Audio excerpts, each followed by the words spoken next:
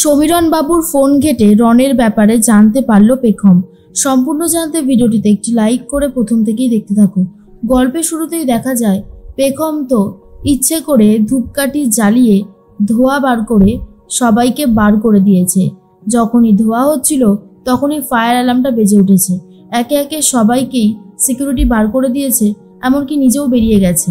আর ঠিক সেই মুহূর্তে পেখম সিকিউরিটির জায়গায় এসে সিসিটিভি ফুটেজটা চেক করতে থাকে আর মনে মনে ভাবতে থাকে, আমি জয়েন করার 3 দিনের আগের ফুটেজটাই আমাকে দেখতে হবে। ঝটপট করে সেটাকে বার করে ফেলি। এরপরেই পেখম সেই ফুটেজটা চেক করছে আর সেখানে দেখতে পায় সমীরণ বাবু অর্থাৎ তিয়াসের বাবা, সে আস্তে আস্তে করে আবিরের কেবিনে যাচ্ছে। কিন্তু আবির তো ছিলই না। এটাই ভাবতে থাকে পেখম যে এতক্ষণ যখন দেখলো আবির তার ঘরে নেই, আবির এখনো আসেইনি, এতক্ষণ ঘরে কি করছিল? এই ব্যাপারটাই তো বেশ সন্দেহজনক। এরপরেই তিয়াসের বাবা সমীরণ বাবু ঘর থেকে বেরিয়ে যেতেই তারপরেই আবির এসেছিল। এই সমস্ত দেখার পরে পেখম বুঝতে পারে এই আবিরের বসকে সন্দেহ লিস্ট থেকে বাদ দিয়ে পুরোপুরি ভুল কাজ করেছিলাম। এখন এনার উপরেই সব থেকে বেশি নজর রেখে দেখতে হবে কাণ্ডটা ইনি ঠিক কী ঘটিয়েছে। এর মধ্যে আস্তে আস্তে সিকিউরিটি চলে আসে এমপ্লয়িরা। সিকিউরিটি বলে, এরপর যদি আপনি কোনোদিনও আর এরকম কাজ করেছেন তাহলে কিন্তু খুব খারাপ হয়ে যাবে। আজ আপনি একটু বড্ড বেশি বাড়াবাড়ি করে ফেলেছেন, বুঝতে পারলেন? পেখম তখন বলে, সরি, আসলে আমি বুঝতে পারিনি। সিকিউরিটি বলে, আপনি এই ঘর থেকেও বেরোননি, তাই তো? আপনাকে যে আমি বললাম ঘর থেকে বেরোতে, আপনি তো একদমই কথা শুনতে চান না দেখছি। পেখম আর কিছু বলতে পারে না। এর মধ্যেই সিকিউরিটি পেখমকেও অনেক খারাপ কথা বলতে থাকে। পেখম বলে, এখন সিকিউরিটির কথায় মন খারাপ করলে হবে না। এই সময়টা এমনই, এখন আমাকে ঠিক কাজ করতে হবে। যেভাবেই হোক না কেন আবিরকে জেল থেকে ছাড়াতে হবে। তার জন্য আমাকে যা যা করতে হয় আমি সবটাই করব। এর মধ্যে অন্যদিকে রনিদা খুব চিৎকার চেঁচামেচি করতে থাকে আর বলে, আচ্ছা বর্দি ভাই যে কথাটা বললো পেখম নাকি ওর বন্ধুর বাড়িতে গেছে, এটা কি আদৌ বিশ্বাসযোগ্য? আমার তো কোনোভাবেই মনে হয় না। বর্দি ভাইকে চেপে ধরলেই না সত্যি কথাটা জানা যেত। তমালিকা তখন বলে, রনিদা চুপ করবে? কেন এই কথাগুলো বলছো আমি তো বুঝতে পারছি না। রনিদা বলে, কারণ আছে দিদিভাই, পেখমের ব্যাপার স্যাপার আমার খুব একটা ভালো লাগছে না। গন্ডগোলের তো কিছু আছে, সেই ব্যাপারটাই আমি ভাবছি কি গন্ডগোল হতে পারে। আর তখন বাড়ির বেলটা বেজে ওঠে। রনিতা দরজাটা খুলে দিয়ে দেখে চলে এসেছে অভিবাবু। আর অভিবাবুকে দেখে বলে, বাবা আজকাল তো দেখছি আপনি বড্ড বেশি এই বাড়িতে আসছেন, কি ব্যাপার বলুন তো? অভি বলে, কেন আমি আমার ডিউটির কাজে আসতে পারি না? আপনিও তো দেখছি বড্ড বেশি কিউরিওসিটি নিয়ে রয়েছেন, কেন? আর তার মধ্যেই স্ত্রী চলে এসেছে আর বলে, আপনি?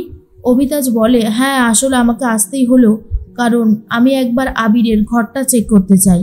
স্ত্রী তখন বলে, আচ্ছা ঠিক আছে আপনি আমার সাথে আসুন। রনিতা বলে, এখন আবার ঘরও চেক করবেন? বাপরে, আপনারা তো দেখছি কোনোভাবেই আমাদের পিছন ছাড়ছেন না। আর অভিতাজবাবু 2জন অফিসারকে নিয়ে এসেছে আর একজন কনস্টেবলকে। আর তার মধ্যেই পেখম ফোন করেছে অভিতাজবাবুকে। আর রনিতা দেখে নেয় অভিকে কে ফোন করেছে আর বলে, আপনি পেখমের সাথে কথা বলছেন? আপনার পেখমের সাথেও যোগাযোগ আছে? ব্যাপারটা ঠিক কি হলো? অভিবাবু বলে, শুনুন, আপনার তো দেখছি প্রচণ্ড ব্যাড ম্যানার্স রয়েছে। কার ফোনে কে ফোন করলো সেটা উকি মেরে দেখেন আপনি?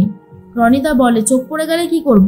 আমি তো আর ইচ্ছে করে দেখিনি, আপনি যেভাবে ফোনটা ধরছিলেন দেখে নিয়েছিলাম।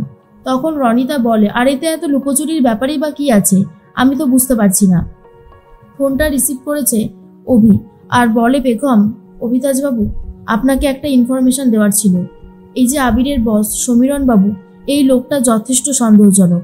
আমি সিসিটিভি ফুটেজটা চেক করে দেখলাম আবির ছিল না ঘরে, আর তখন অনেকক্ষণ এই সমীরণ বাবু ওর কেবিনে ছিল। এই ব্যাপারটাই আমি বুঝতে পারলাম না। অভিবাবু বলে, আপনি যেটা বলছেন সেটা 100% নিশ্চিত হয়ে বলছেন তো? পেখম তখন বলে, হ্যাঁ অভিবাবু, আমি 100% নিশ্চিত হয়েই বলছি। অভি বলে, ঠিক আছে আমি দেখছি কি করা যায়। আর কিন্তু মনে রাখবেন আপনার হাতে আর মোটে একটা দিনই সময় আছে। একটা দিনের বেশি কিন্তু আপনি পাবেন না, তার মধ্যেই আপনাকে যা করার করতে হবে। পেখম বলে, জানি, আমি দেখছি কি করা যেতে পারে।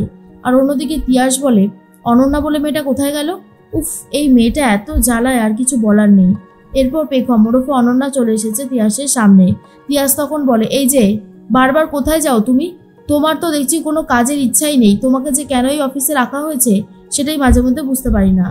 এরপরই তিয়াস বলে, শোনো, তোমার সাথে একটা কাজ আছে, এই ফাইলটা নাও আর এই কাজগুলো সম্পন্ন করো বলে ফাইলটা হাতে ধরিয়ে দেয়।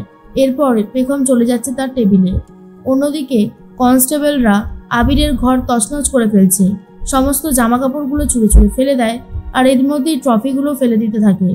ঠিক সেই মুহূর্তে স্বর্ণালী এসে সবকিছু জড়িয়ে ধরে খুবই কান্নাকাটি করতে থাকে আর তখন বলে, এগুলো আমার ছেলের জিনিস, এরকম ভাবে ছুঁড়ে ছুঁড়ে ফেলছেন কেন অফিসার?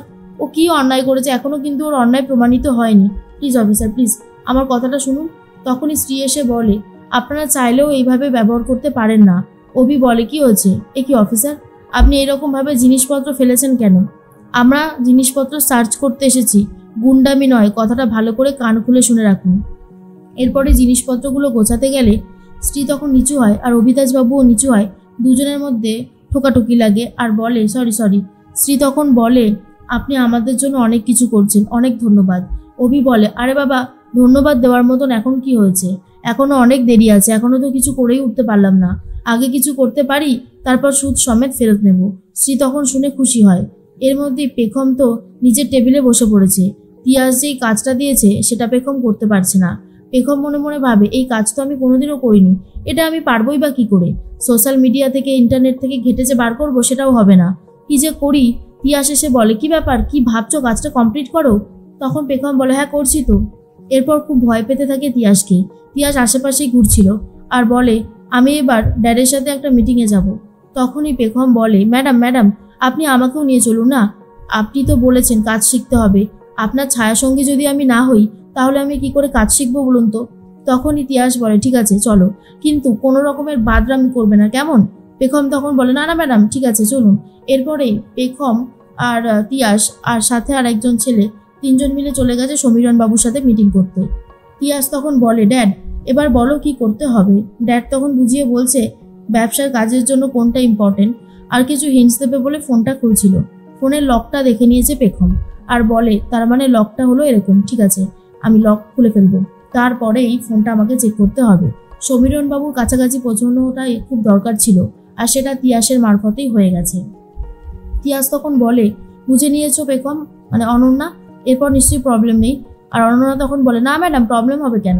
সমীরণ বাবু বাইরে যেতেই সমীরণ বাবুর ফোনটা নিয়ে নিয়েছে পেখম। তারপরেই পাসওয়ার্ড দিয়ে খুলে বারবার করে চেক করতে থাকে কার ফোন আসে কার ফোন যায়।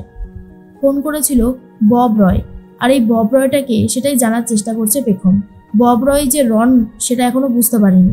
তার মধ্যে রন চলে এসেছে অফিসে আর বলে, আমার কেন জানি না মনে হচ্ছে পেখম সমীরণ বাবুর অফিসে আসতেই পারে, আসবেই প্রমাণ খুঁজতে, তাই আমি একবার নিজে গিয়ে দেখতে চাই। আর তখন অন্যদিকে পেখমও ভাবছে বব রয়টা ঠিক কে।